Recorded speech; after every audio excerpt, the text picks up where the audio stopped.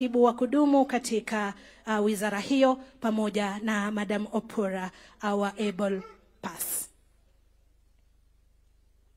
Pale mwanzo, Mheshimiwa Rais, ni sare ambazo huwa zinavaliwa wakati wa shughuli za kawaida, yani normal duty days.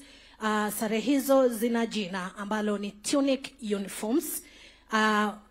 Kikundi cha kwanza kimevalia kabuti ambazo huwa zinavaliwa wakati wa baridi kabisa.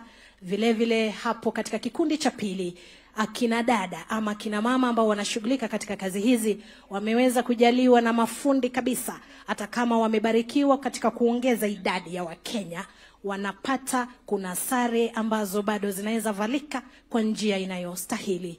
Vile vile baada yao ni wale wamevalia light uniforms ambazo ni za normal duty, wakiwa pia wenzao wanafuata na zile sare za sweta.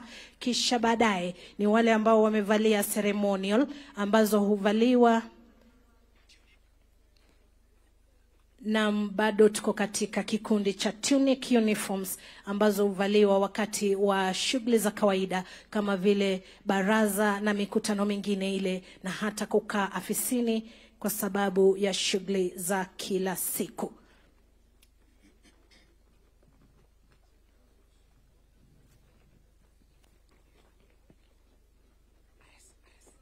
Na sasa, Mheshimiwa Rais, hizo ni zile sare ambazo ni ceremonial ambazo maafisa hawa huzivalia wakati wa siku kuu za kitaifa kama vile Jamhuri Day, Madaraka Day pamoja na Mashujaa Day. Na walio wa mwisho ni wale ambao wamevalia bado zile sare za sherehe kuu za kitaifa, lakini hizo huvaliwa haswa wakati wewe mwenyewe uko katika eneo hilo, kwa sababu ya kutofautisha wakati upo na wakati haupo.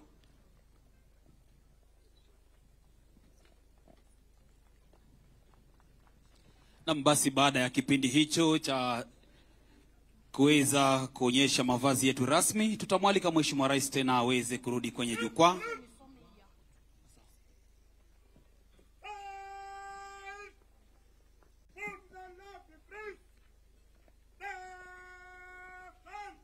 Kazi mzuri Corporal Manya kwa uongozi wa gwaride hilo fupi maridadi kabisa. Asante sana. Naomba tunaweza